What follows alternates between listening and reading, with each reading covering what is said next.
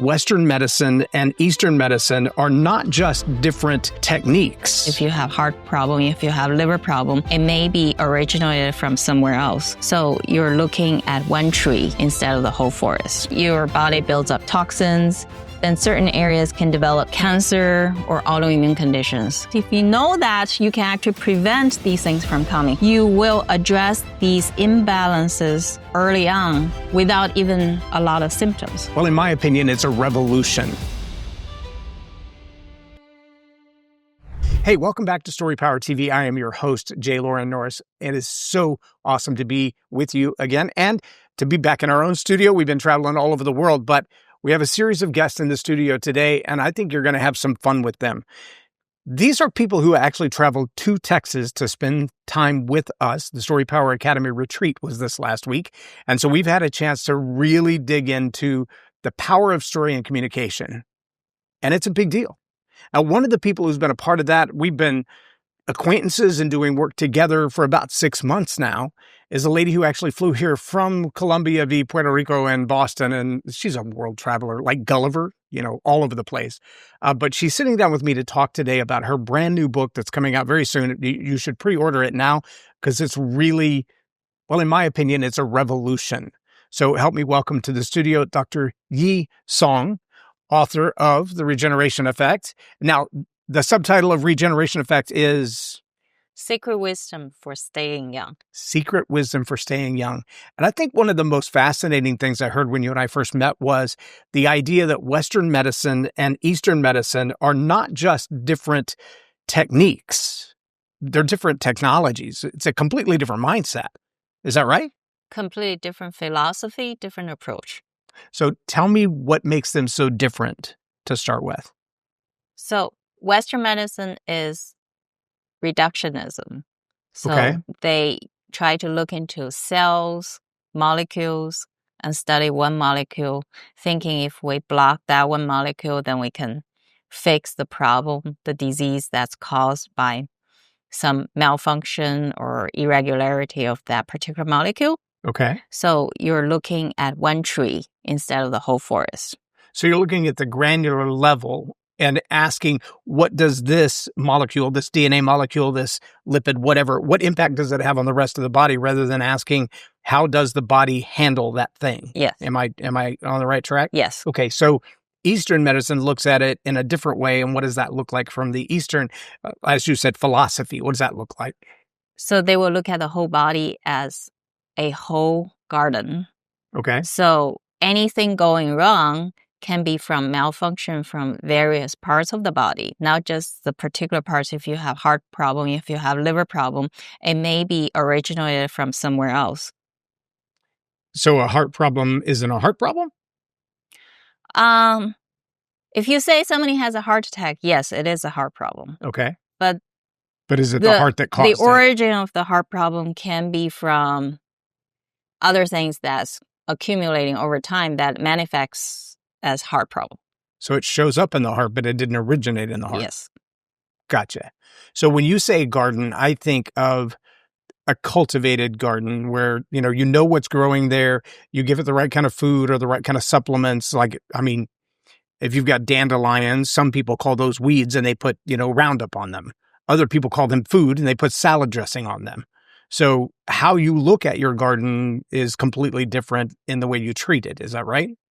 Yes. So how does that translate to the body? So the garden, if your body is like a garden, then your whole body has an irrigation system that has to reach every part of the body if it functions correctly. Okay. But we have many things that can cause malfunction in the irrigation system.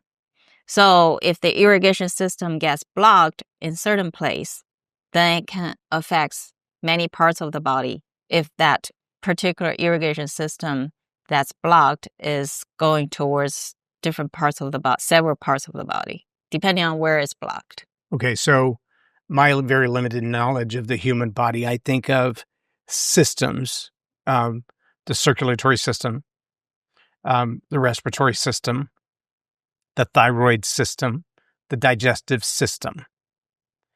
When I think of irrigation system, I think of turn on the sprinkler and make sure the water doesn't run through the mud and wash away all the soil. Help me see the relationship between those. So the irrigation system in Eastern philosophy and medicine refers to the energy circulation. Oh, so that's not respiratory, that's not cardiac, that's not... No. Okay, so what is this? So the energy circulation system in Chinese medicine, it circulates in channels in your body. Okay, And so the channels... like Reiki channels? I mean, is that am I on the right track, or is that something totally else? You can imagine it's some kind of imaginary blood vessel type of channel. Okay. So there's energy flowing in the channel.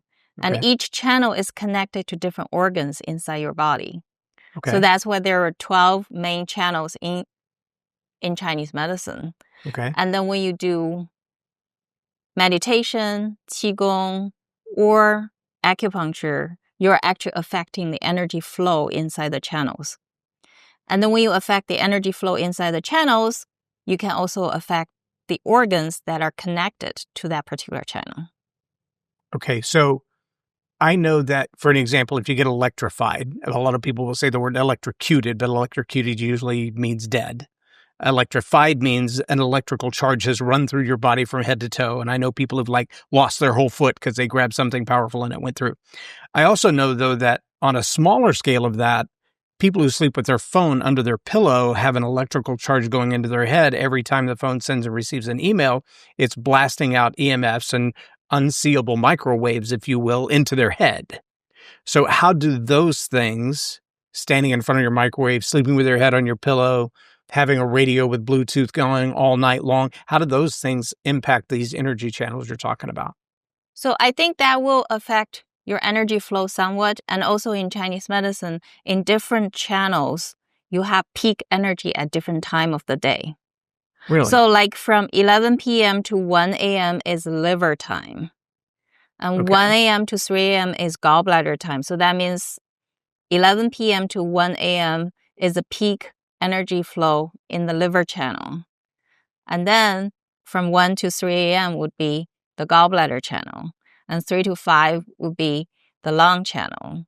So, yeah, it follows 24 hours. Okay, so if there's a timing, then am I understanding that it flows from this place to this place? Like it's here at 1 a.m. to 3 a.m. and then from 3 a.m. it moves to another place? I mean, is it like a little boat in a river? I think, in all the channels, constantly 24 hours, you have the energy flow. But the peak energy is like, maybe you can imagine a global of energy that's moving from one place to another. Peak, then that would be following this clock. Okay, so see if I can put this. So like a bus station, right? If I'm following the bus around and it's at Grand Central Station at 2 p.m. and it's at the YMCA at 4 p.m. and it's at the school at 6 p.m., every day at 6 p.m., if I go there, there's the bus. Yes. Okay, but the bus takes itself there, and the energy of people getting on and off the bus happens when the bus arrives. That's when all the interchange happens. So is the energy arriving in the liver and that's what's causing all the peak energy, or is it the liver is now doing its thing? I think mainly the liver time, the peak energy time is the liver, when liver is mainly processing, doing its, because that's why 11 to 1 a.m. is very important for people to be sleeping, because that's a time the liver would gather all the blood flow and then detoxify. Right. Before I ever heard the word circadian rhythm, right? Am I saying that right? Circadian rhythm. Circadian. Before I ever heard that phrase, I know I was in the fire department in the Air Force, and my schedule was Monday to Wednesday. I worked from 3 p.m. to midnight. And Thursday, Friday, Saturday, I worked from midnight till 8 a.m. Mm-hmm. And on Sunday, Monday, and Tuesday of the next week, I would work from 8 a.m. to 3 p.m., and then I would have 2 days off. And then I would start the cycle over again at 3 p.m. to midnight, midnight to 8, 8 to 3. There were times that I would be walking home from work at 8 o'clock in the morning, and I didn't know if I was supposed to go eat breakfast, go take a shower and go to bed, or go sit in the bathroom until my tummy didn't feel like I was sick. because I was just all over the place. Yeah. And when I worked that next shift and I got off at 3:00 in the afternoon, I didn't know if I was supposed to go eat dinner or go to bed or what I was supposed to do. And especially on that third day of that shift, because I knew I get off at 3, but I got to be back at midnight. How does a schedule like that? Because I see college kids doing a very similar thing. They go to school all day, they work in the afternoon, they party all night, they get up and immediately go to school, they drown themselves in energy drinks, and then they go to class. And how does that kind of offset rhythm impact the natural flow in the body? So, like, we still use the liver as a example. From 11 p.m. to 1 a.m., you're supposed to be sleeping. Then that's when liver can get all the blood gathered more in the liver, so then they can do the detoxification. Right. But if you are does now, that mean if you're not sleeping, if you're not sleeping, then the liver cannot detoxify, retract the blood more, because it has to supply your energy for your staying up. Right. So then the liver cannot detoxify as well, because it doesn't have the backflow of the blood to the liver to do its work at the peak energy. So and then once you miss that time, then say if you sleep at 4 p.m., 7 a.m., you go to bed. At that time, the peak energy in liver already passed. So then it doesn't have the efficiency to process the detoxification. Never going to do that. So what happens then to the body when that blood is not detoxed the way the liver is supposed to be doing it? So then your body build up the toxin because it's not detoxified when it's supposed to be doing. So what kind of toxins are we talking about? I know in the gut we could be talking about anything heavy metals, parasites, bacterias.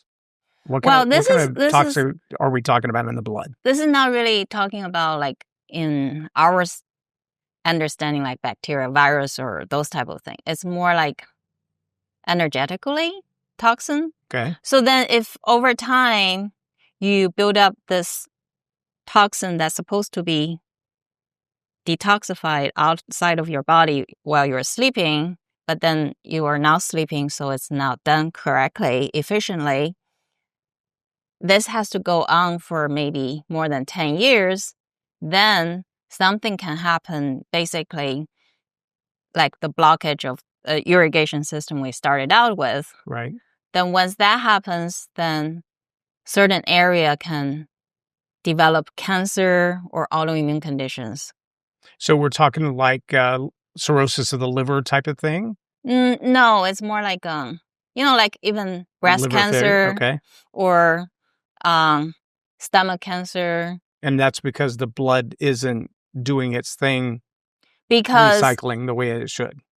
Because when the liver function is affected because of your lifestyle schedule is wrong, not according to the natural cycle, then basically that affects the whole garden irrigation system. Okay. And it's a downline thing too, right? So if the liver's not doing right, the lungs aren't doing right, etc. So then you will have, because liver in Chinese medicine actually is the organ that governs the blood flow inside the body. Okay. So if you have blockage, then certain area cannot basically be efficiently monitored by your immune system. That goes to the Western medicine understanding. Right. So then the immune system is the system that monitors any cancer cells, any growth of irregular cells, or those type of things. Right. So if your immune system are not eradicating the mutated cells as fast as they should be, then over time, the mutated cells accumulate. Because our body actually generates cancer cells all the time. Because the cancer cells, eventually, they come from certain cells that have mutations in the DNA that makes them grow wildly, uncontrolled. Like bluebonnets. Yeah. So then, if your immune system cannot eradicate these malfunction cells efficiently, they accumulate over time. So this always take over 10 years of time, usually, to accumulate. Is it obvious before that 10-year cycle? I mean, aside from looking at your sleep habit and going, look, dude, you should be sleeping from 11 to 1, and you're not. So 10 years from now, you're going to have cancer. It's not like a causal effect. Okay. But if you... It increases the likelihood. Yes. Okay. So in your book, if I remember right, you talk about 6 key principles for the regeneration effect to do its work. And that's under the Eastern philosophy, but with regard to, or at least in light of Western medicine and its impact on those 6 things. Do I follow that right? Yes. So what are those 6 principles? So first one, we also need to recognize your body's constitution, which means your body type. Okay. So that's like looking at your garden and going, yes, I have dandelions. I want to water them and not weed kill them, right? So each person is born with certain body type. And in Eastern philosophy, we also have 5 elements. So wood, fire, earth, metal, and water. Okay. So everybody belongs, so your body type is one belongs of those 5? to a certain element, or has more propensity towards one element than the other 4. Okay, and so those 5 elements identify the body's constitution. Is that what I'm understanding? It can be one aspect of the body's constitution, but it also can be certain people are born with digestive system weakness. Okay. Like I do. Okay. Or certain people are born with excess heat that I do too. I think it has something to do with my mom. When she was pregnant with me, she got a lot of glucose IV the last trimester. Wow. Because they think my heart was not functioning correctly or something like that. So it's really made your metabolism race, right? I don't really know. And I think my mom also, she herself also has excess heat in her body. So then she can pass it down to me. Does that make you fire? I'm actually more wood. Okay. But it's not like clear cut, you're wood, you're now fire. It can be like mixed in between. So it's like a disc analysis. Yeah. So you have a propensity or a prominence, but it's really you're all of them. Yes, it's very complicated. So how do you help somebody find their constitution? So you need to go through the health history to see whether you have the symptoms. And then you also look at their tongue to see whether they have internal heat or they have internal cold. And then you also palpate their pulse. And you can tell from their facial appearance or body type. You mean like the shape of the face? Or like the color, also even the way they talk, the voice, the low voice, high voice, pitch of the voice, and also even their personality. Because, for example, if somebody tend to be sad about a lot of things, they are actually more water type. Really? And then if they tend to be sad all the time, or they can be sad very frequently just due to something like other people think, why are you sad about this? Then that's also related to the kidney. Okay, so when you say sad, do you mean like clinical depression, or do you mean they're emotionally responsive to things in an empathetic way? That's more like their response to things, like they tend to get really sad. It doesn't necessarily mean they're depressed.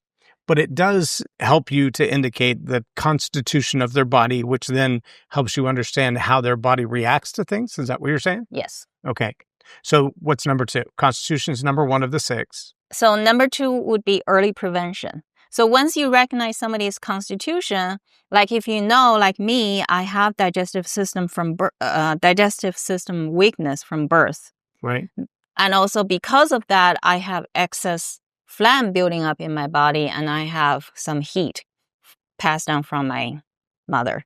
Okay. So then you will address these imbalances early on without even a lot of symptoms. So when I was born, because you know they're coming. So exactly. So or that you have the predisposition to these things. Right. So that epigenetic. Yes. Okay. So Western medicine would look at it and go, your parents have diabetes, your grandparents have diabetes. You probably should avoid sugar and make sure that you maintain your glucose levels or your A1C in a certain limit.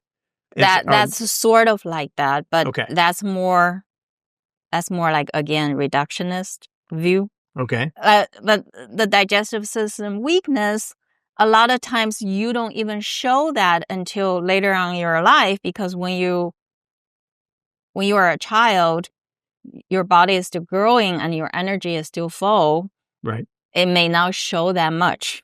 But if you do the wrong thing when you're as a teenager or even in your 20s, if you already have the digestive system weakness and then you do the wrong thing, like drinking a lot of cold drinks, eating a lot of cold food, not really strengthening your digestive system, then maybe in your 30s, you will start showing gastric problem, Acid reflux, or even high anxiety, ulcerative ulcers. colitis, Okay.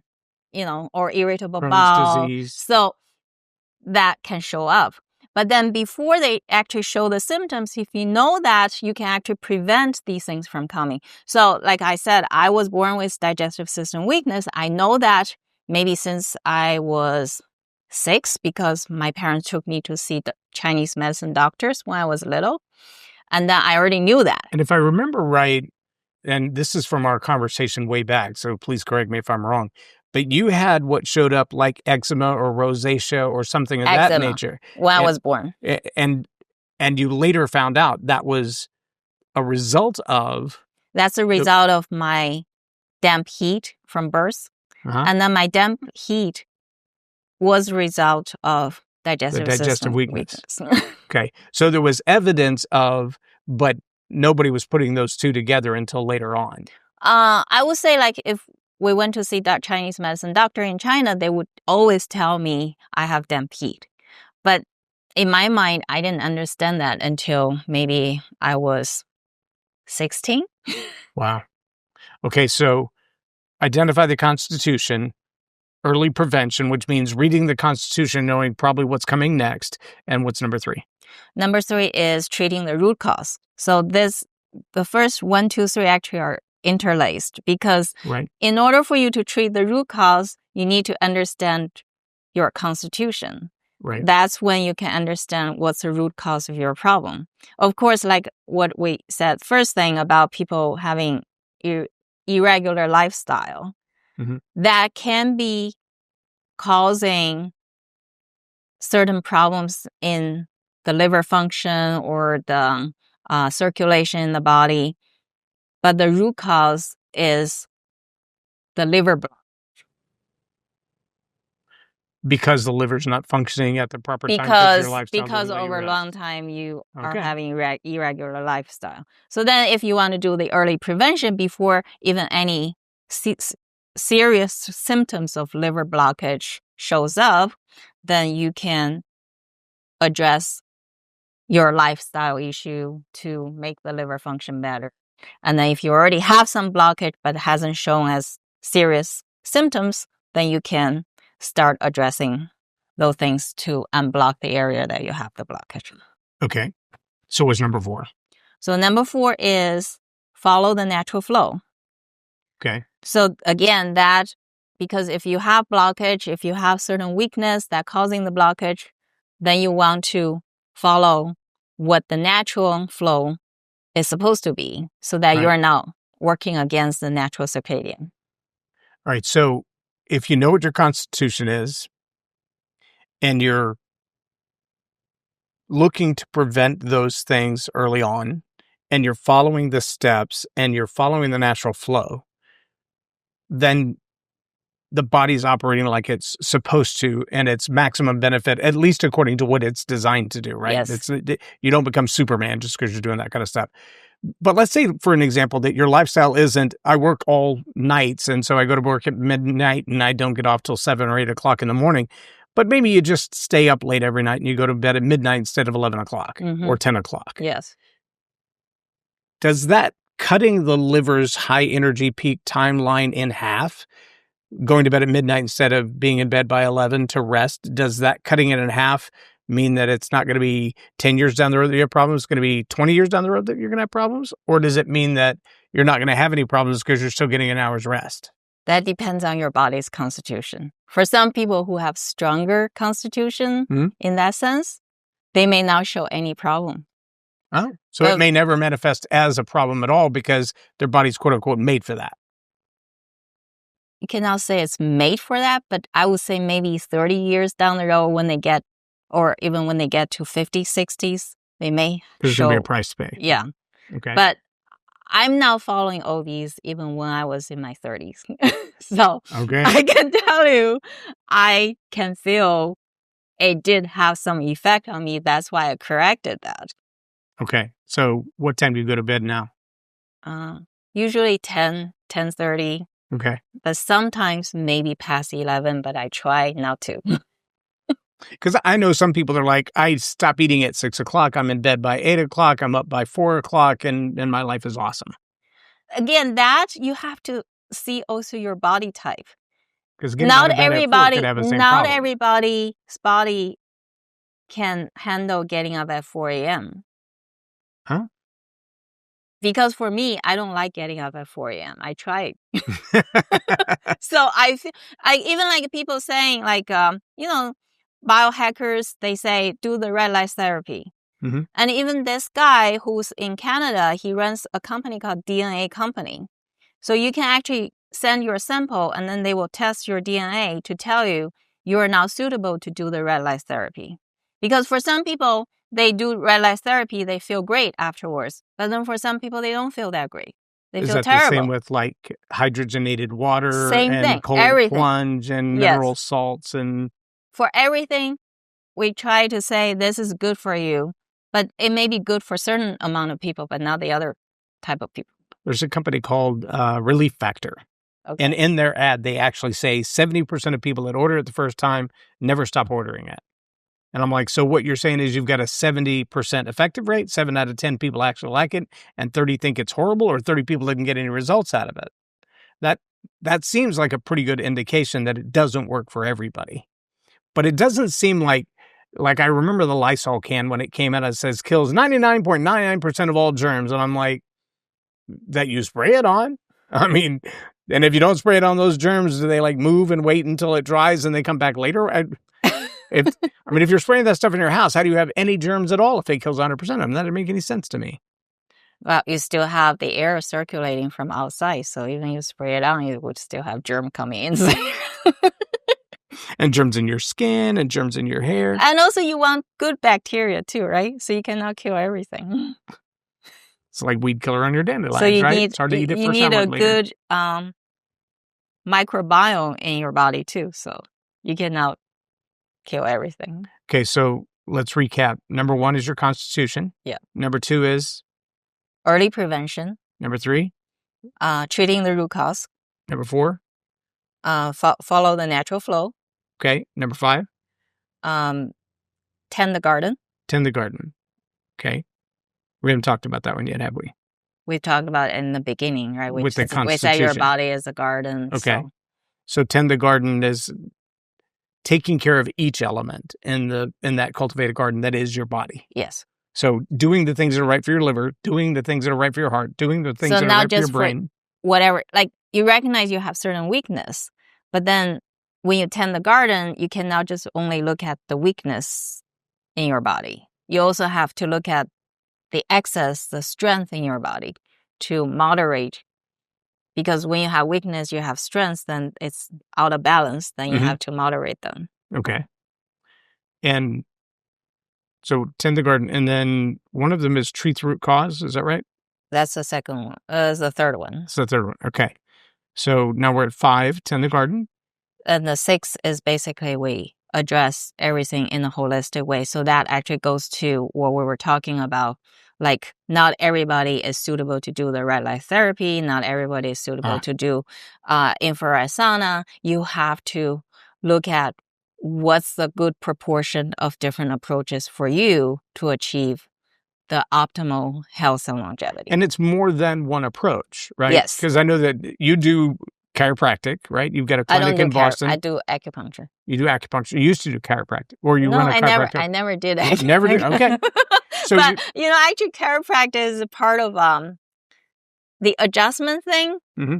In Chinese medicine, they always had the adjustment part too, but they don't look at it in the way that chiropractic does. Really? So it's just A little bit different, but Okay. yeah. So is massage closer to the Chinese methodology? If you call massage like tuina, which is maybe It's not just rubbing to feel good, it's Eastern realignment. massage. Okay. So it's like stronger, and also it has manipulation in it. Then Okay. it's closer to the Chinese part of chiropractic. Interesting. Okay, so tell me about acupuncture and how that fits in the whole 6 principles. So in the beginning, we talked about the channels, the Right. flowing of the energy in the channels. That's the foundation of Chinese medicine. Okay. And the origin of all these concepts actually came from people 6,000 years ago. They were looking for immortality in China. Okay. And they were doing advanced meditation. When they were in the advanced meditative state, they could envision the flow of the energy. That's how they discovered from 11 p.m. to 1 a.m. is liver time. Because when you can envision, then you can envision when is the peak time in certain channel. Interesting. And even in modern days, there were still people who had that ability, but just very, very few.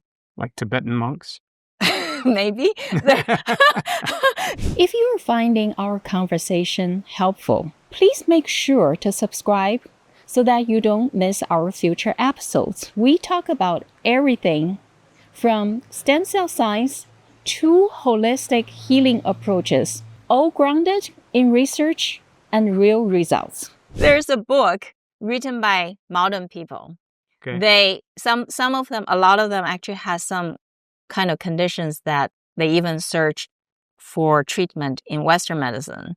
And they never got better with any treatment from Western medicine. Then they resorted to meditation. And then when they got to a certain stage, they actually healed themselves. So if everybody can get into that stage, I think everybody can heal their body. But it's just very difficult. I don't think I'm even at this stage. I know I have some ability I can achieve to a certain stage, but I'm not at that level. Because those people who wrote that book, who was introduced to me by my mom's friend, which is the prototype of that story in Hangzhou, China. Okay.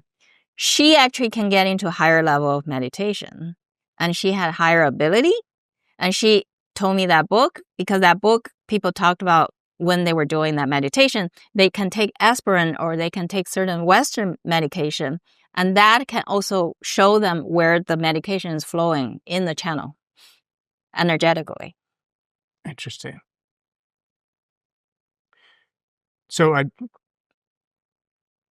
you might call me a Jesus freak. I study the Bible, I study scripture, I listen to people that talk about Jesus and analyze the way that he interacted with society. And there are a lot of people that would look at Jesus' idea of meditation and Eastern meditation and say they have nothing to do with each other. And I'm not thoroughly convinced that's true. Now, I do believe that there's a place where we step into what some would call the universe or the ether or the spirit world, and you begin to see and know things that you can't know here. Even the Bible even talks about people that prayed and meditated, and then they saw things that haven't happened yet. And they saw things that were 5,000 years ago. And Jesus even healed people from like 100 miles away. It took hours to get there. And they're like, yeah, it's already happened. You're like, how did that happen? So I know there's something in this galaxy that we live in that I can't put my finger on, and I can't touch it or taste it or even see it or hear it, but it's there and it's real. And so when I hear someone say, well, you can meditate deeply enough to separate yourself from the physical world and know something that nobody else knows, I don't have an issue with that.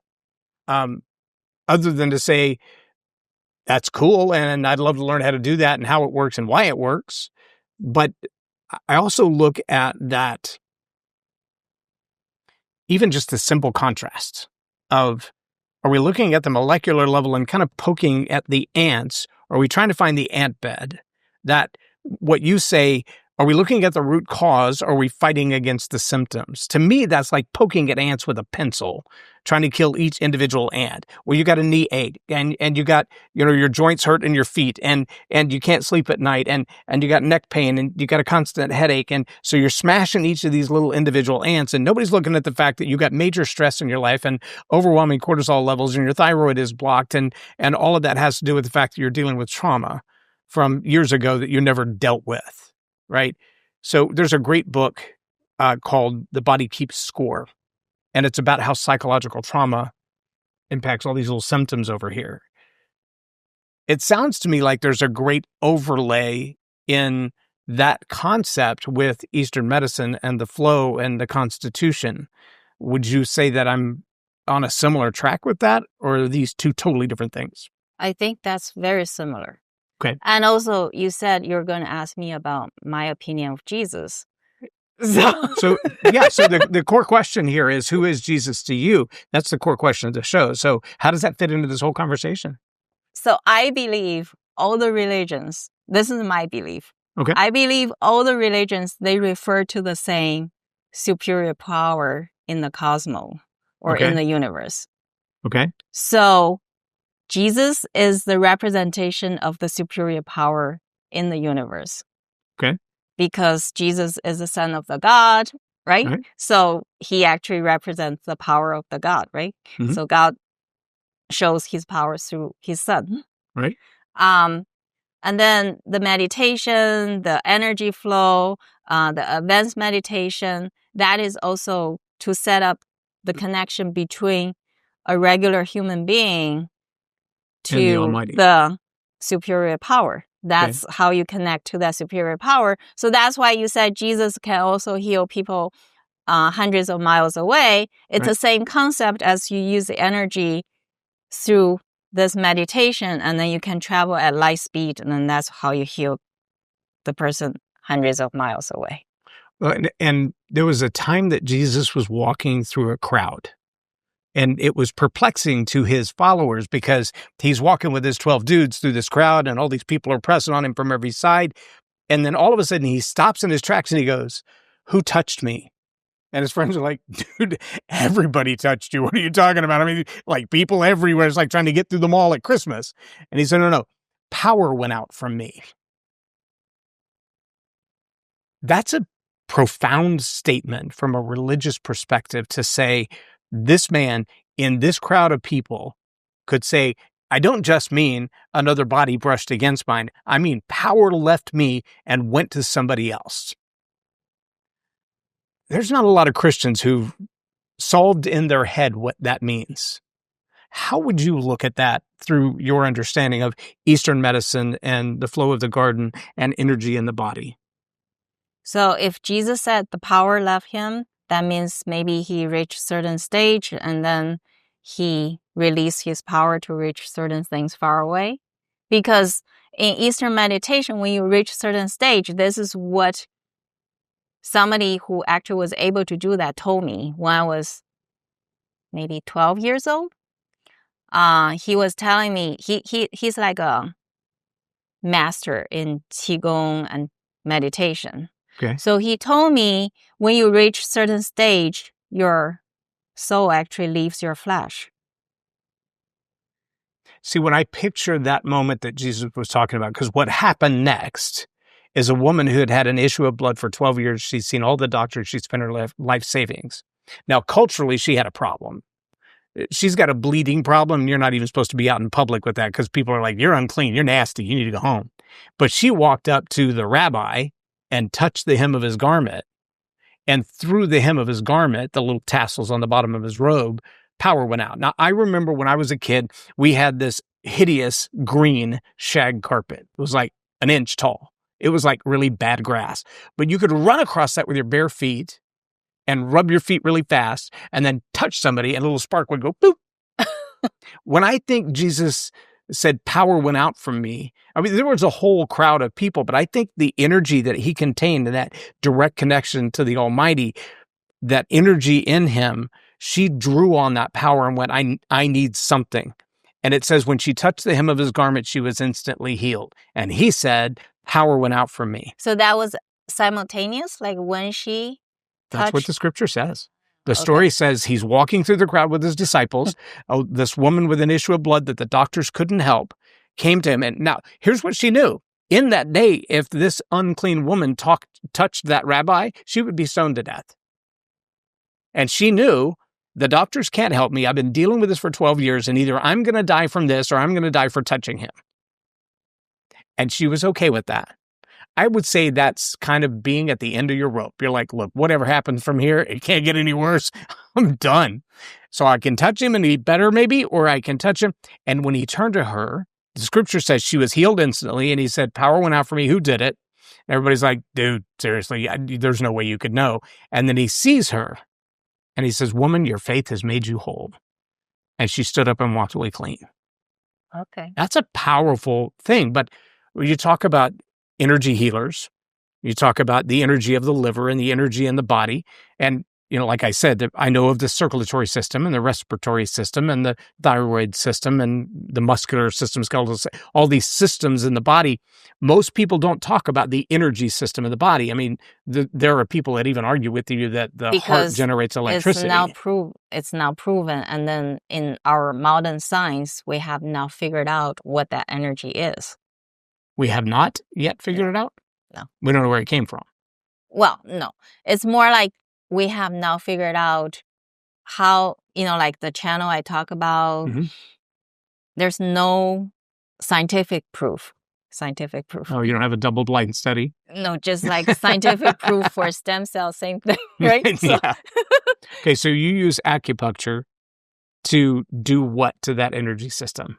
So the acupuncture, if you apply to the channels that related to the organ you're treating, or even coupled with the channel that you're supposed to treat, then you're actually affecting the flow of the energy inside the channel. Okay, so I've had acupuncture one time when I had a back problem that nobody could solve. Just the one time, I don't know if it worked or not. I do know that the back pain went away. It's come back a couple of times, but it's almost always stress related. But I do know that when I see the picture, like of reflexology, for example, and people say this spot on the foot connects with that, and I'm like, I'm not sure I'm with you on that. Oh, the you big look at toe your and ear. the liver. The what? You look at your ear. Your Ear for ear hearing. is the shape of the kidney. Don't you agree? I don't know. I've never seen my kidney. I mean, I Your can almost see my ears like Dumbo ears, but okay, your kidney is this shape too. Okay. So ear is directly related to kidney. And ear is an inverted fetus. So I have seen that picture before. okay. So your ear is a reflection of your whole body.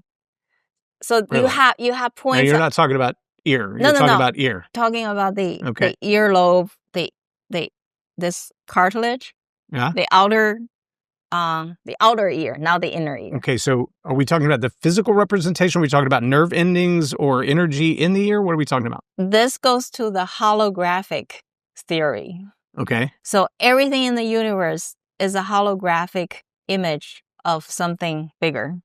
So your body, not just the ear, even your hand just over here can be a holographic image for your whole body. Your leg, part of the leg can be a holographic. So the holographic means like if you take a small part out of your body, it actually can reflect your whole body.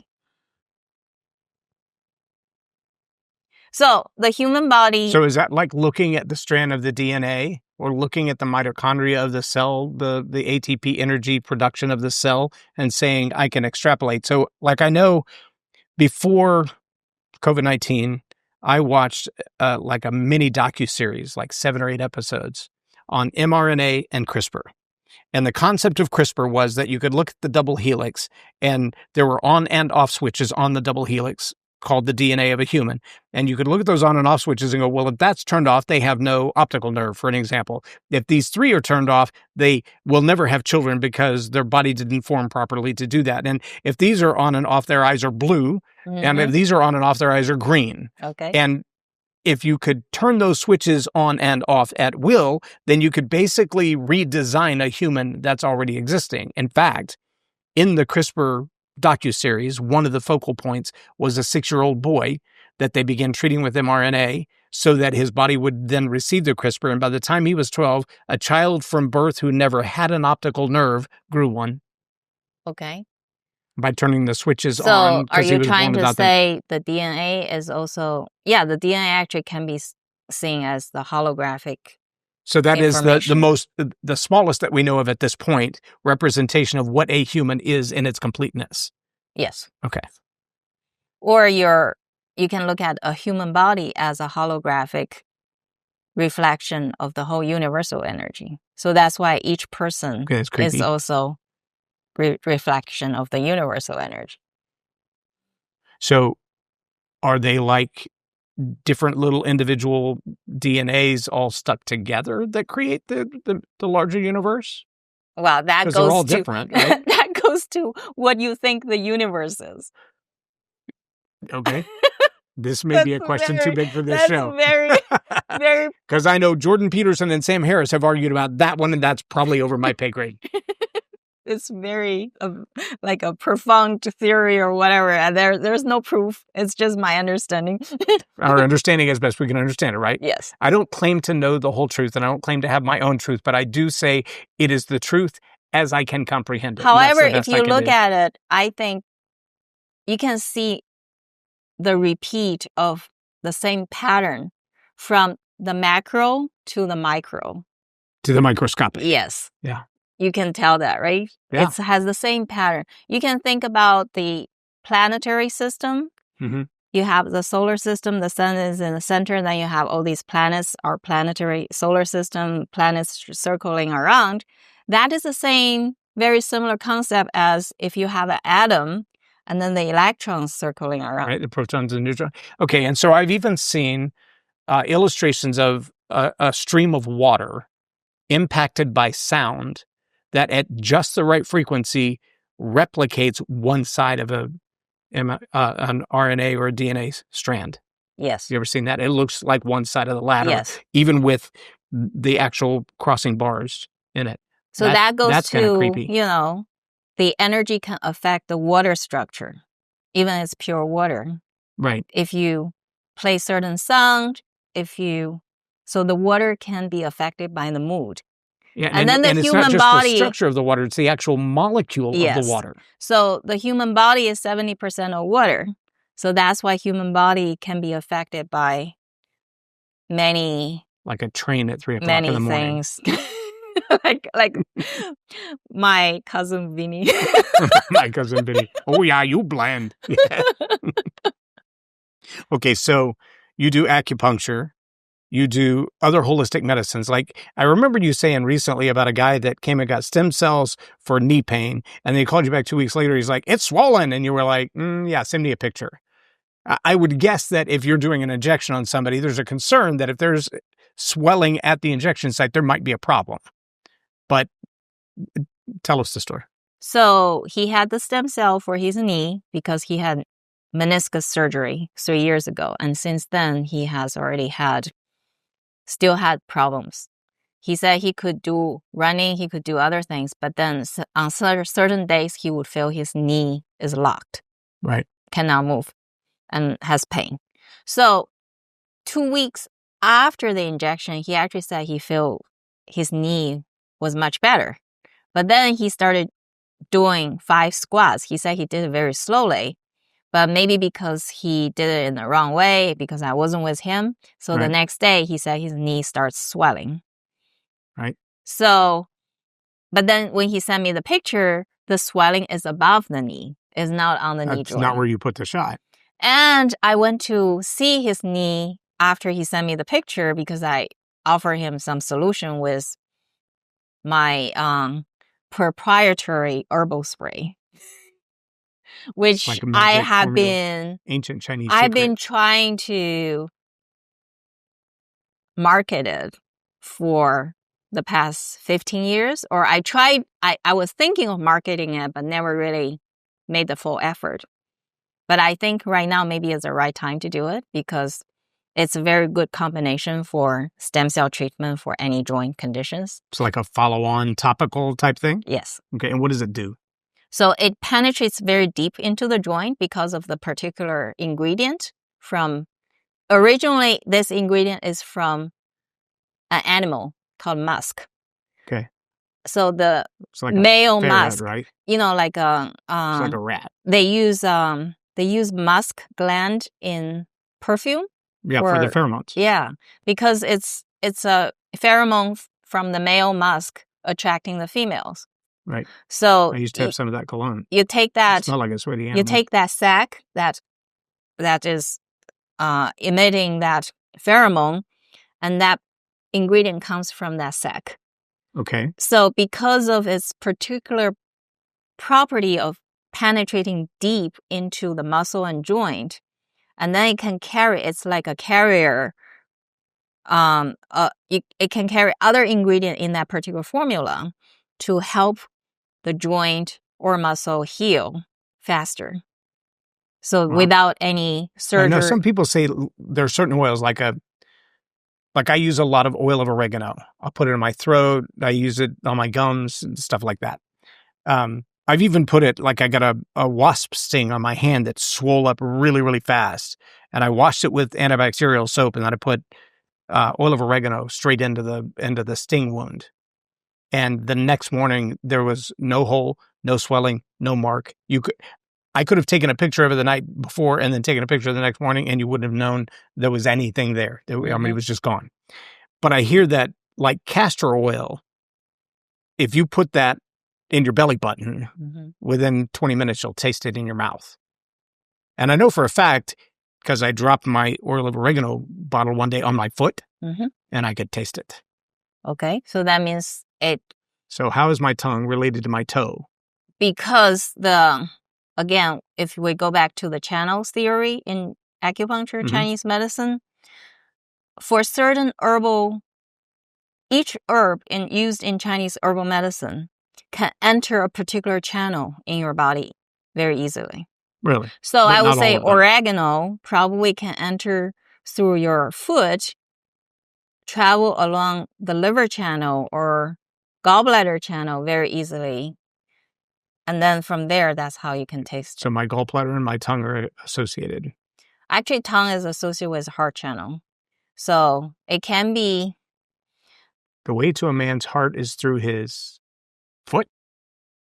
No, So I think it says on the stomach. foot is mostly kidney, gallbladder, liver, spleen channel.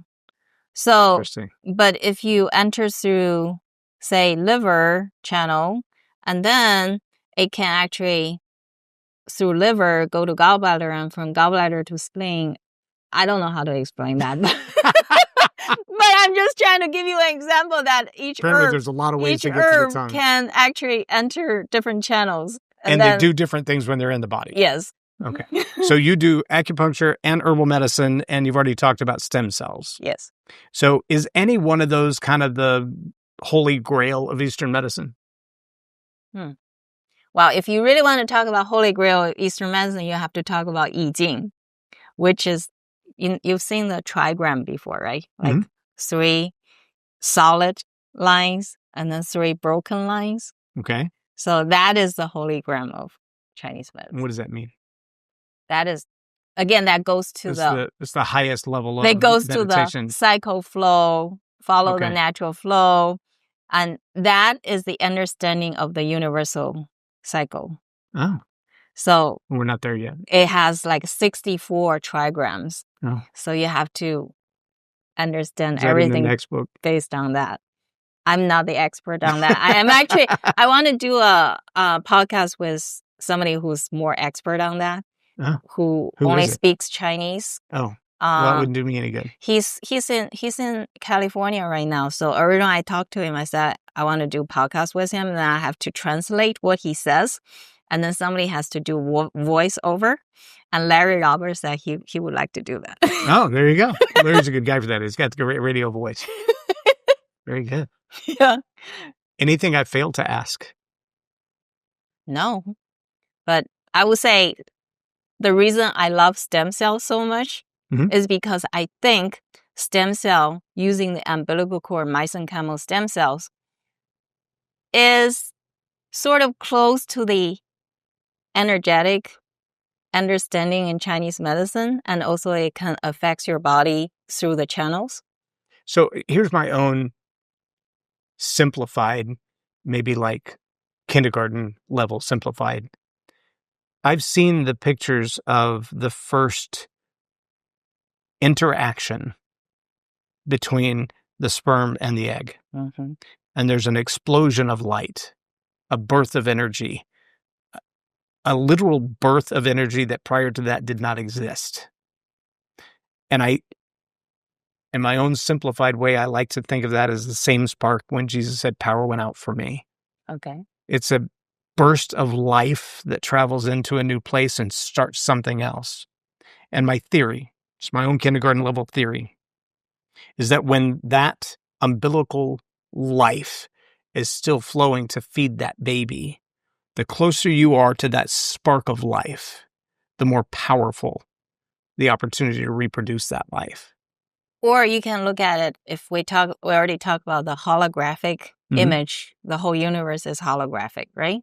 So what you described about the sperm fertilizing the egg, don't you think that's also similar to the birth of planetary system, or the birth of a new nova system? So here's a conjecture for you, and I'll let the deep theologians dig into this one.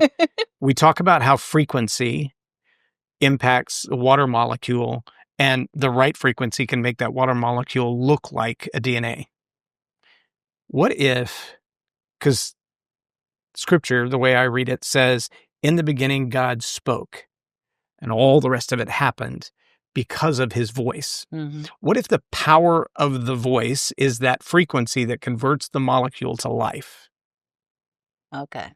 And it's the frequency, that energy that happens right then that converts that sperm and egg into a new life.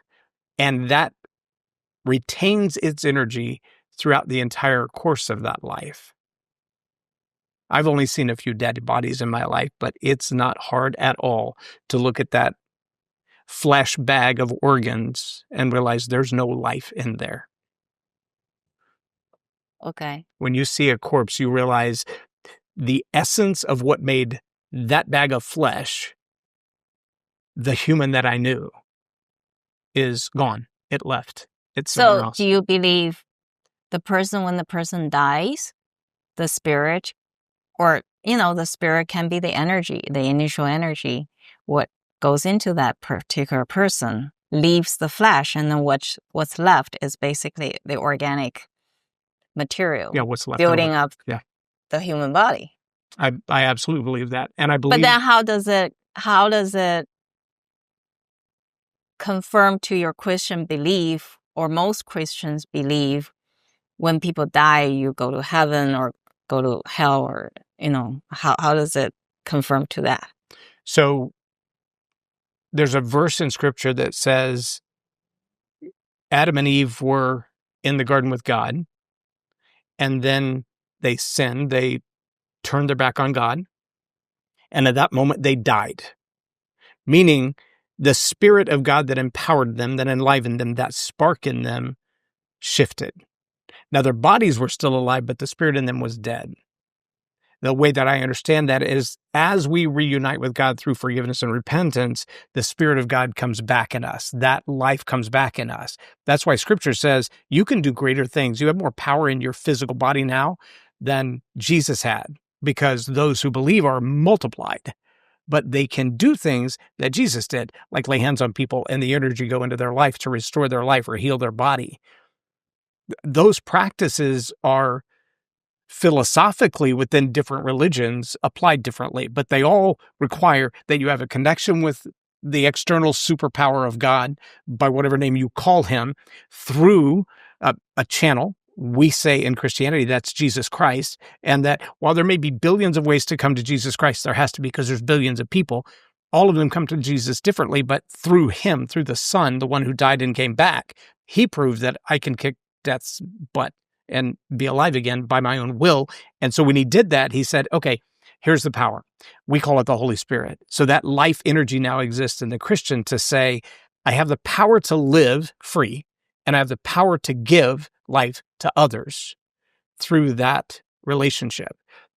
But there's also a theory that the man, the human being who doesn't have that connection with God, walks around like a dead man. His body works, but he has no living connection with God, which means when the body stops operating properly, when the liver function and the liver energies goes poof, and it's all out, it's like blowing out a candle, the body dies and the soul spends eternity separated from God. Now, there is a place where the angels are imprisoned called hell, and the soul that hasn't connected with God through forgiveness doesn't ascend to heaven in the spirit. It descends into the prison for eternity. So that's the way I understand it, read it, and teach it. But that separation of the spirit from man and God is that man doesn't really have a living spirit until God puts it back in him. And that only comes through rebirth. So then when a person dies, if you go to heaven, basically that means your spirit reunites. Yes. Okay. All right. Yeah, and the way that most Christians understand it is that your spirit is reunited with God to the minute that you believe that he did that he died and rose again, that he beat up death, and that you say, okay, Jesus, I accept that. I take your deal. Like what is that, deal or no deal? I accept your offer, right? So if you accept the offer, then that's done. And if you don't accept the offer, then the consequence is, well, you don't get the deal. Now, the suitcase is still there, but you didn't take it, so it's not your suitcase. Seems a little complicated. Or maybe oversimplified. I'm not exactly sure. Did I answer your question? Yes. Okay. What else did I fail to ask?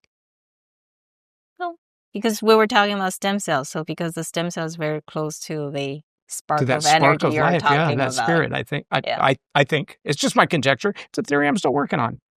My ear is itching. Is that something wrong with my liver? Kidney. My kidney. Sorry, this is not shaped like a liver.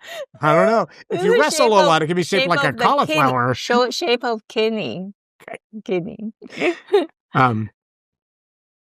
So regeneration effect.